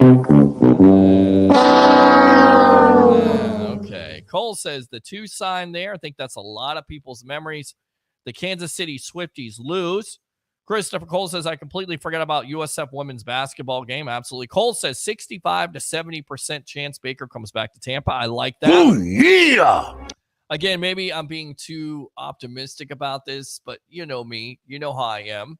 I'll put it out there for you. And I've already put a video out there of my prediction that they re-sign everybody, that they don't lose anybody in free agency. Who does that? I do here on the Evolution. After the hot Mike Baker is coming back, but I think only if Mike comes back. I think both come back, but that will be the story of the offseason as it will continue. Will Baker come back? Will Mike Evans come back? Will Levante David come back? Will Antoine Winfield Jr. come back? Will they re-sign Tristan Wirfs to free up money? I definitely think there is a great possibility of that happening in this offseason. Everyone, Shadow is here. Thanks a lot for tuning in. Yeah. Shadow Tulio says, I agree that Baker's agent. We read that one. Good stuff, Tulio. Thank you. Dave says, plus the cap is going to go up. Exactly. People don't put that into context. You look at the cap situation last year where the Bucs are taking $80 million cap hit. The cap still goes up. So they still have an opportunity to re-sign Levante David and Jamel Dean. Now you're in a better cap situation with the cap going up every year. That's why I continue just to say to Bucs fans, relax. The rumors are going to fly. We're going to talk about the rumors on this show. But in the end, the Bucs will take care of business. It's not going to be the money, but the years, in my opinion. Roger Shue says Sting and Darby Allin just won the tag team titles. Holy. All right. Good stuff, Roger. Thanks for the update. 95% chance they re-sign the Big Four, like a Christopher Cole. Tim, he will go to Pittsburgh, be miserable personally and professionally. Again, that's not what it's all about, right? You make a great point. Personally and professionally. Just because you get a big-time contract doesn't necessarily mean it's always going to work out. Look at the free agency scenarios of players moving on. I'll point out one. Jordan Whitehead got lots of money from the Jets. Has he been as good as he was with the Bucs? Is he happy now? I believe he's a free agent, is he not? I mean, the grass isn't always greener on the other side. yeah, you get paid lots of money and bad teams are willing to overpay. Doesn't necessarily mean it's the right decision going forward. Dave says Daniel Jones' contract was one of the dumbest in NFL history. Keith, Harry, do you think Justin Fields stays in Chicago? Keith will have to answer that question. I think he thinks they're going to go with Justin Fields, but we'll see. Time will tell. All we can do is trust Light and Company. Roger Shue says the Greek is always right. No, he's not. Greekites are in the house. Bring Dr. Fifi's back. Power Swifties wins the Super Bowl. Dave says, I want the 49ers and Purdy to win MVP. So my Purdy RCs go up even more so I can sell. It's just like gambling, Harry. And Roger Shue says, Pete got his steak well done, as I always do. So let's go. Let's shift gears here to Turnbuckle Talk. Stand by. All right, there we go. We got my notes ready to go. Let's go out to former XPW announcer, Mr. Mark Mancini, the madman himself, and, of course, the bodyguard of the Berg, Pittsburgh's newest radio personality, Beaver County, Mr. Ralph Williams. Welcome. Guys, lots of stuff to talk about when it comes to professional wrestling. And, of course, all eyes will be on Las Vegas, not necessarily just for the Super Bowl here, madman, but the big-time announcement, which I think a lot of us were surprised by, besides yourself, that predicted The Rock would take on Roman Reigns, as Cody basically gave up his shot, and now it's going to be The Rock versus Roman Reigns. We hear that's the reason why The Rock joined the board of trustees, got on there with the $30 million stock. He's pushing to beat Roman Reigns, and what I will say is, that I think we're being all worked right now because wrestlers in the organization are speaking out about it, saying they want Cody. They were passing out signs on Monday night saying we want Cody, and they got 400,000 dislikes on the announcement alone with Roman Reigns versus The Rock on Friday Night SmackDown. So what do you make of this? This is great booking by the WWE. Welcome to Turnbuckle Talk. Well, this is the show that's sweeping Wednesdays. I know I got a short period today and next week's Valentine's.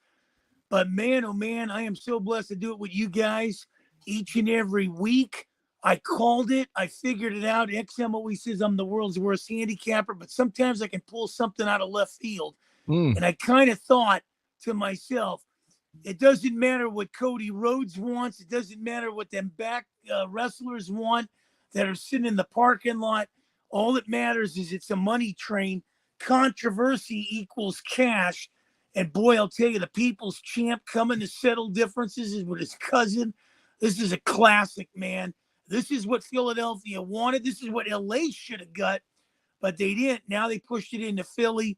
Cody Rhodes goes on the back burner, and who knows if Cody Rhodes is ever going to get another shot to go against Reigns. Well, and you predicted this, and you said this is the match that everybody wanted, but again, 400 dislikes. So do we think that the WWE could pivot in this situation, Mark? And then I get out to you, Ralph, and ask you the same question, to where they go night one, it's Roman versus The Rock because everybody wants to see that. And then eventually it is time for Cody to finish his story with Roman versus Cody Rhodes. Is that a possibility because of the outrage right now by the wrestling fans? That's what I exactly thought. I kind of thought the same way you were saying. I said, wow, maybe they're going to go, the Saturday night special in Philly, and, and Reigns wins. So then the next night, here comes Cody Rhodes, or maybe Cody Rhodes. They're going to spend like 4 nights in Philadelphia. Maybe Cody Rhodes takes it on Monday Night Raw. So, but I kind of think that's where it might be headed, where we'll see Reigns win it, and then Rhodes, come in there and steal it from him. Well, and I'm going to go out to Ralph Williams here, the bodyguard of the Berg. How surprised were you by what transpired on Friday night with the ending being The Rock staring down Roman Reigns, where Cody basically gives it up, says that The Rock was his counsel, and then the outrage by the fans, 400,000 dislikes. I'm looking forward to seeing the match, but then again, I'm also looking forward to seeing Cody finish his story, because this is the reason why you have Roman Reigns in the first place as the champion. If The Rock takes the championship off of Roman Reigns, then is the story wasted at the end of the day, in your opinion?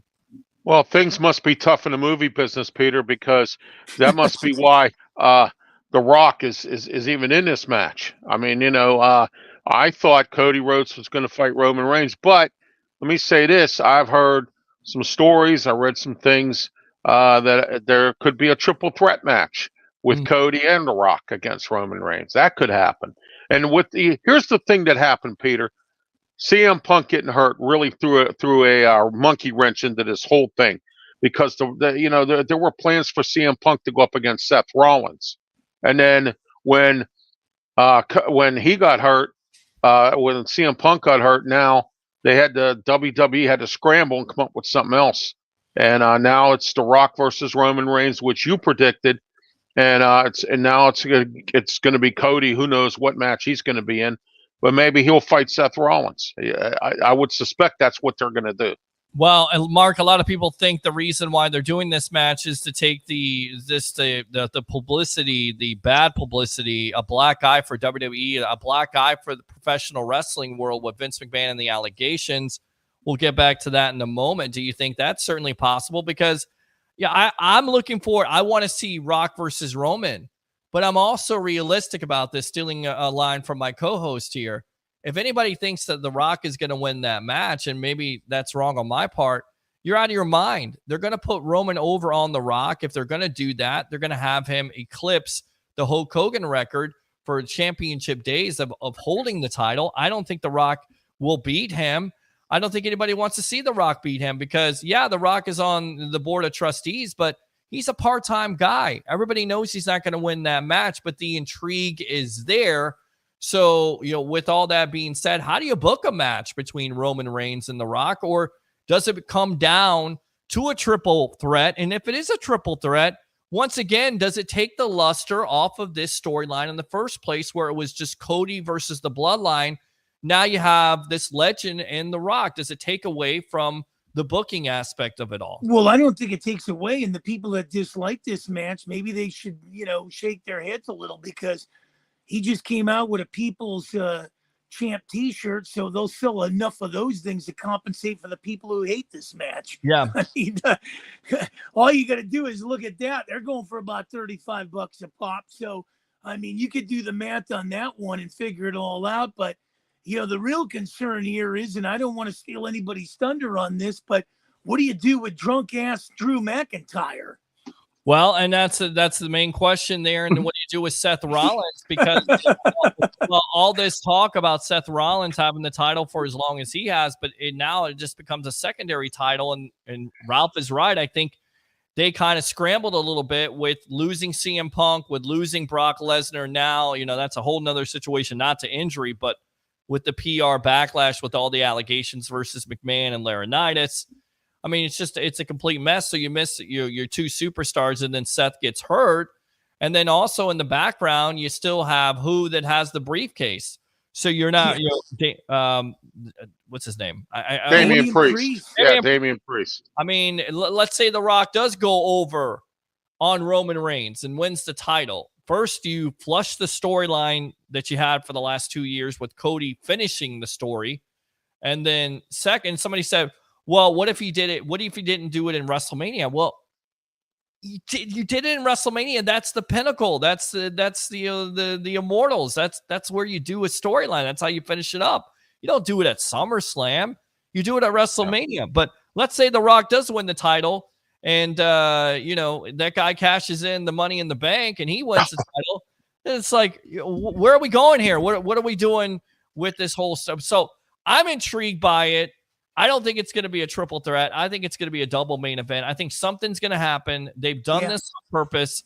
I'll go back to this because it seemed like it was a shoot, and now it seems like it's a work because wrestlers have come out and said, we want Cody. Logan Paul came out and said he wants Cody. He has some stuff in the past with The Rock, and they were passing out, we want Cody signs the other night. So that's a work, right? They're working us at this point. They're working a great storyline here with, kind of creating the yes movement from 2014 with Daniel Bryan, where it was looking like it was Batista versus Randy Orton. And then eventually it was Daniel Bryan who wins the title. Is that the kind of situation that Triple H and WWE Creative is trying to create right now? Well, that could be interesting, but Yeah, I believe that. There's still a lot of guys sitting on the sidelines wondering if they're going to get in the game to even play it. Yeah. You bring up The Rock, you bring up Reigns, you bring up Cody Rhodes, but we've got a lot of guys sitting on the sidelines. Drunken Drew there, along with we don't know what Gunther is going to do. Logan Paul is pretty much the next Austin Theory, a flash in the pan. And then you start to go down the roster here. The Bobby Lashley's are just getting kind of pushed to the side. There's a lot of guys that aren't being marketed right here. So I think the creative. We're back to this again, Mark. Yeah. We're back to this again. Well, you got guys. I think it's a good problem to have, guys. I don't necessarily think it's a bad thing. I think it's a good problem to have. They're going to be able to book those guys. Yeah. Can you put everybody in the main event? Of course not. But you can definitely have some quality matches, and you definitely have some quality talent. And yes, you're missing CM Punk and Brock Lesnar, but let's not act like they've done a nice job of keeping Kevin Owens in the mix, and I love Kevin Owens. They've kept him in the mix. He hasn't gone, by the way. Sami Zayn's in the mix too. Another awesome. one. Yep. So they got a good problem on their hands. We'll move on because I know Mark has got to leave here in a little bit. WWE executives knew about Ashley Mazzaro's sexual assault claim. This according to Vice. In 2016, former WWE superstar Ashley Mazzaro alleged that she was drugged and assaulted by members of the U.S. Armed Forces during WWE's tour of Kuwait, as well as abuse at the hands of former WWE chairman Vince McMahon.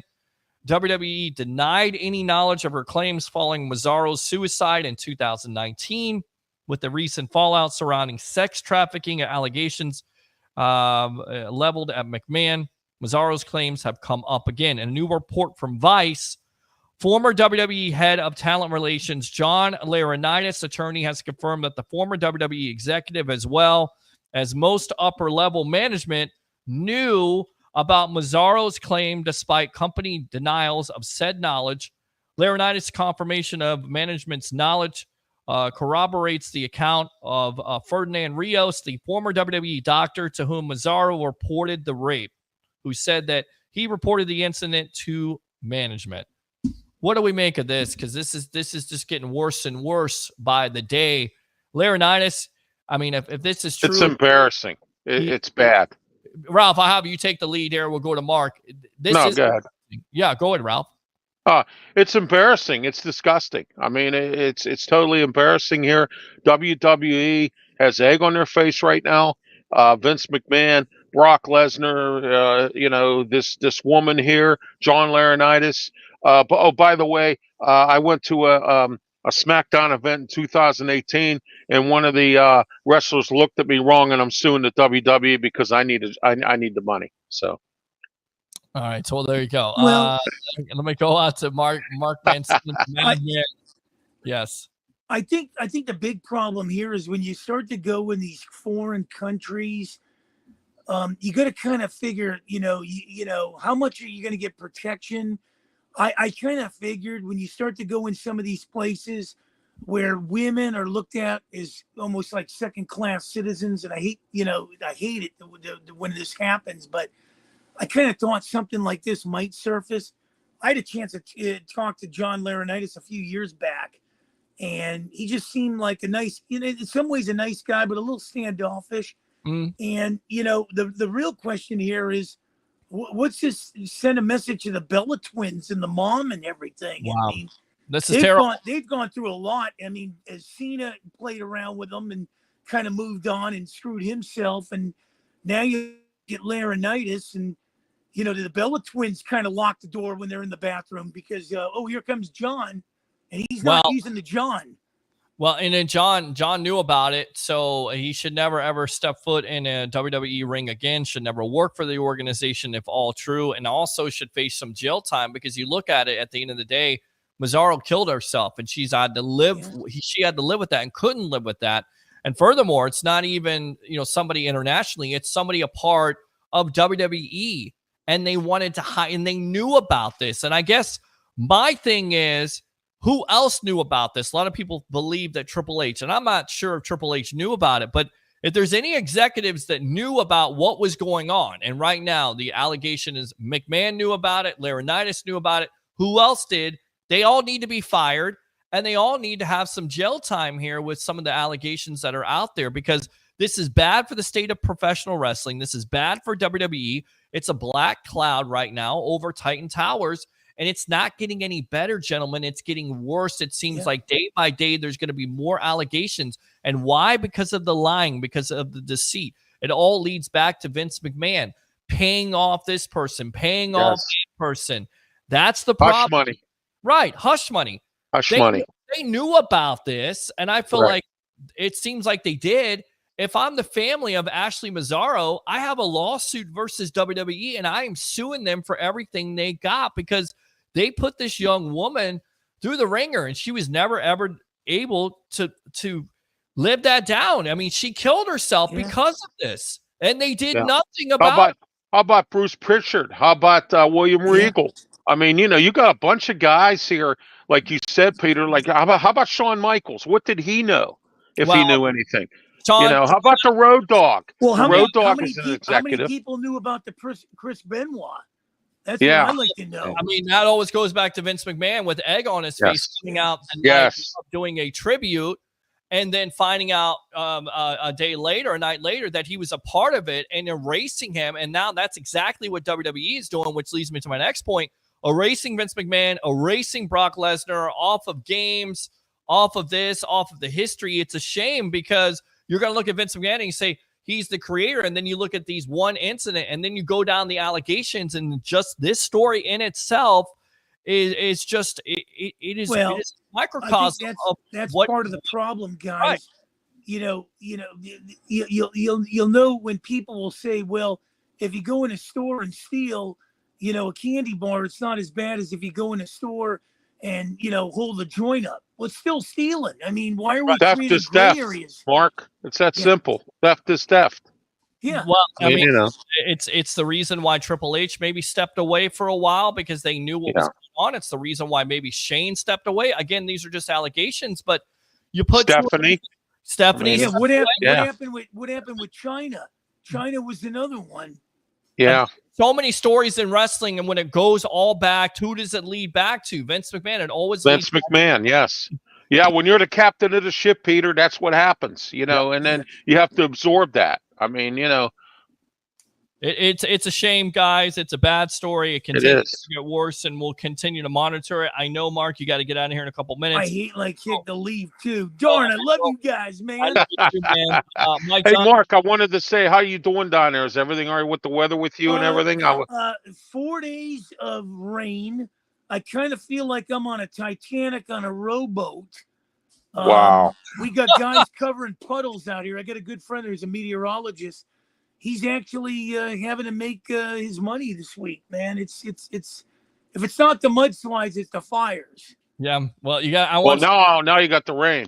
Well, yeah. Now you're going to get it because it's going to turn to snow out when it comes out to you. I want you guys to see this right now. You see this thing, and you see this guy right here in the background. He's ready to go. So I'm going to definitely have to. I was going to get my dog to come on with me to say hello to Alexander. That's what I was going to do. But he don't want to come on with me. I just added another one. I caught a lot of flack on this about, Taylor Swift. I don't have the best love for her. But I just added Miley Cyrus in that realm of things after that whole Grammy debacle about looking for her underwear. Got a great body, but you gotta work on other things, man. Miley Cyrus. Hey, congratulations to Miley Cyrus, of course. Condolences to Toby Keith. Involved with TNA, which leads me to this point. According to Mike Johnson, the PW Insider, you guys didn't know that Toby Keith wrestled in TNA. Yeah, had a match with Jeff Jarrett. Was pretty good too. Suplex and everything. Died of stomach cancer. Too many times we hear that story. That's not a good story, not a good ending. We need to find it. Yep. But TNA held a meeting Zoom to inform talent about departure and introduce Chacon, who is running it now from Anthem Sports. Len Asper, the head of Anthem, was on the call. Per Johnson, several talent who were on the call shared that during the meeting, it was said that Scott D'Amore stepped down, which was not the case. This also defies, which was stated in the official announcement. The report indicates that the aspect did not sit well with some talent, given the connection with D'Amore, who was well liked. Johnson also goes on the right for PW Insider that Coen read what was described as a prepared statement. Further details on creative going forward are unclear, but the rest of the team remains intact. Talent were not given a chance to ask questions at the meeting, which is not well-received move. The report states that some talent were extremely angry when informed about Scott D'Amore's exit, while some veterans tried to calm the situation. Reactions otherwise vary, with some taking a wait-and-see approach, others trying to keep the faith and focus on work at hand. Furthermore, Johnson states that the rumor of Anthem wanting TNA's brand to be more in line with them was not addressed on the call. What do we make of this? Because he came back to TNA in 2017, basically saved them, very creative. Yes. Does CW hire him? Does WWE hire him? What do you make of this situation? Because wrestling in 2023, 2024 has been crazy. Mark first, and then we'll get you out of here on that. Well, yeah, you're right. It's been crazy of late, but we've talked about this numerous times.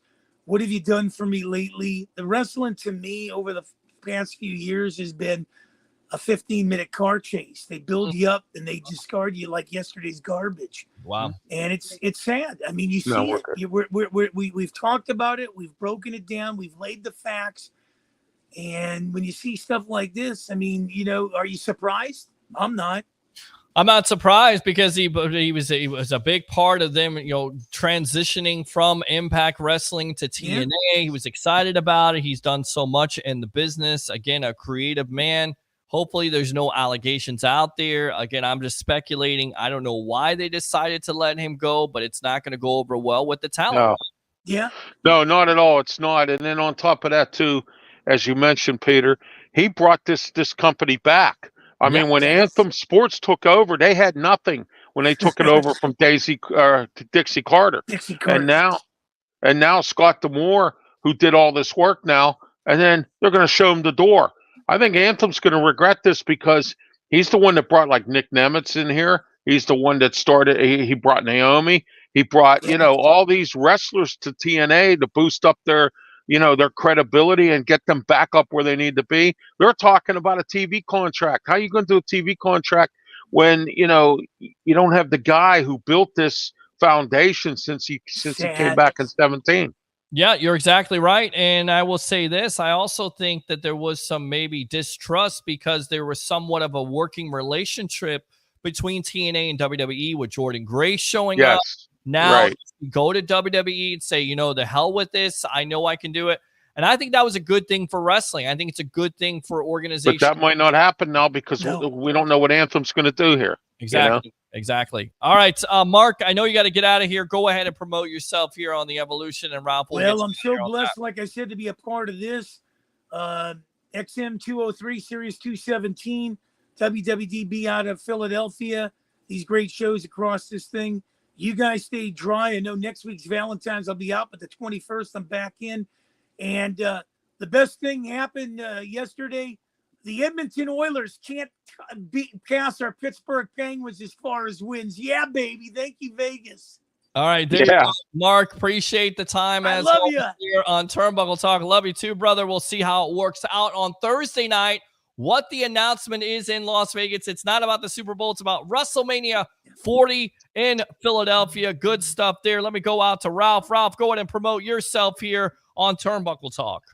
Oh, yes. I can be reached on Facebook, YouTube. I have my own YouTube channel. I'd like you to subscribe to. Check out my shows there. I also have my own Blog Talk Radio channel. And I have 3 shows there. And then Tuesday night afternoon, 4 to 6, it's Sports Corner Radio Show with me, Ralph Williams, and Smoking Jim Frazier. And we're doing a show now on Wednesday night at 7 p.m. on Blog Talk Radio called Pittsburgh Sports Talk. Myself, Ralph Williams, Smoking Jim Frazier as well. And I also am on Tumblr, and I'm on LinkedIn, and I'm on and I'm on Twitter X as well. Good stuff, Ralph. You're everywhere, my friend. Thanks a lot for the time. We'll see what happens on Thursday night. I'll talk to you Tuesday, Peter. All right. Sounds good. Ralph Williams, bodyguard of the Berg. He's out of here. We'll read this final comment. And then we will end it off on that. I watched Raw. And what did y'all think about the Women's Rumble winner picking her teammate, the face at WrestleMania? I forgot her name, but I'm rooting for her. That would be Bayley versus Io Sky. And, of course, that would destroy Damage Control because they were in a group together. It's the right move. And Bayley has been a world champion before. I think she may be a world champion again. So we'll see how that works out at WrestleMania 40. Christopher Cole, thanks a lot for tuning in to Turnbuckle Talk. With that being said, thanks a lot to all the guests tonight. Mr. Harry, the Greek professional handicapper extraordinaire of the show, even though we debate back and forth, once again, congratulations on being credentialed media. Leo Haggerty, former Coach Scout and now media member of Night Sports Productions and Amped Up Sports. Tampa Bay, Ray Kennedy, Best of the Bay, of course, Ralph Williams, bodyguard of the Berg, and the madman himself, former XPW announcer, Mark Mancini. Like and subscribe to the Sports Web on YouTube. YouTube super chats are open. Facebook stars are open. Let's go ahead. The content that I create, go ahead and support it. And as always, friend me on Facebook at Peter H. Blake. 3 things. You know them, you love them, you got to have them. 3 years, a 3-year anniversary where your Tampa Bay Buccaneers won Super Bowl 55 over the Kansas City Chiefs, 31-9, unforgettable. Bring your passion, bring your excitement. Just don't bring any nonsense. I'm your host, Peter Blake, your Rolex reporter. What time is it? It's my time. And for fans of the Sports Web and the Tampa Bay sports fan, it's your time. We'll see you soon on the evolution of Sports Talk Television. As always, go Bucs.